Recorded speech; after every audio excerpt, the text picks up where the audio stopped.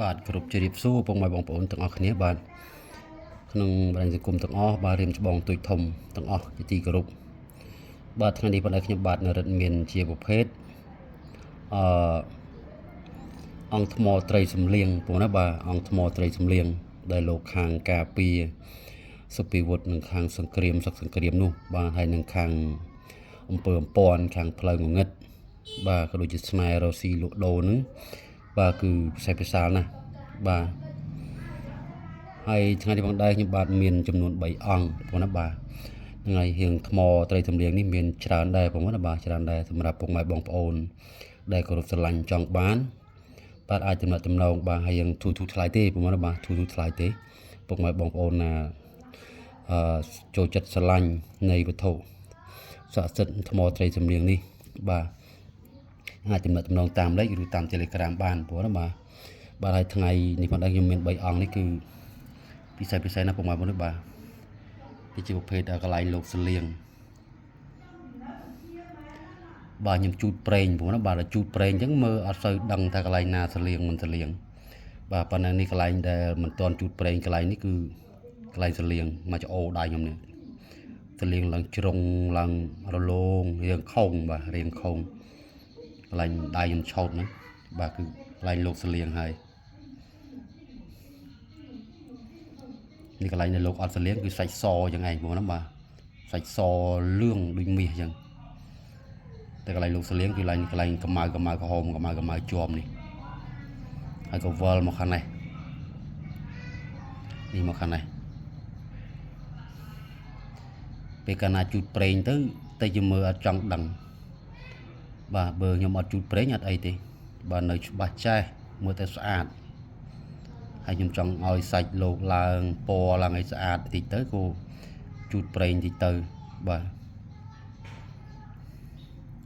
នេះប្រភេទអញ្ចឹងឯងបាទប្រភេទថ្មត្រីសំលៀងបាទព្រះអង្គនេះវិញតាន់ស្អាតណាស់បងប្អូនអើយបាទនេះប្រភេទជ្រុងនេះលោកសលៀងដាច់ស្អាតមែនតែនបាទសលៀងធំណា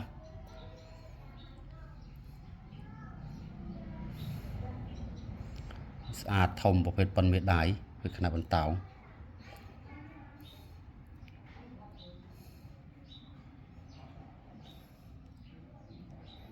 ខាងនេះរត់ច្បាស់ដោយសារជូតប្រេងតិចទៅ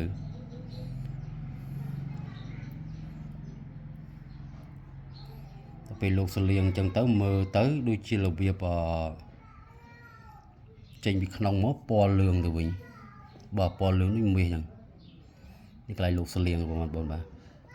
សលៀងវល់មកអញ្ចឹងលៀងជូតពីនេះវល់មកនេះកន្លែងនេះក៏ដកមួយចេះក៏ដឹងដែរបាទមួយចេះរៀងក៏ដកខោងកន្លែងនេះ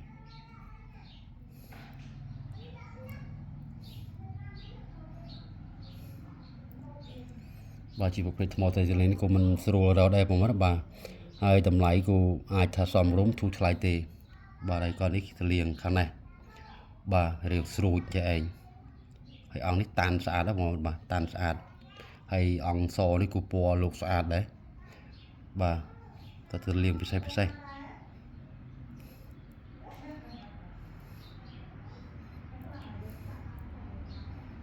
លៀងដាច់ស្អាតដែរបាទខាងនេះស្អាតមែនតើ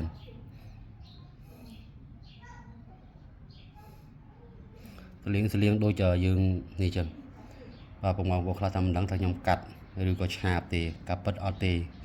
បាទគឺធម្មជាតិរបស់លោកមកយ៉ាងម៉េចគឺខ្ញុំទុកអញ្ចឹងបាទទុកអញ្ចឹងទេអត់មានទៅប៉ះពាល់របស់លោកទេ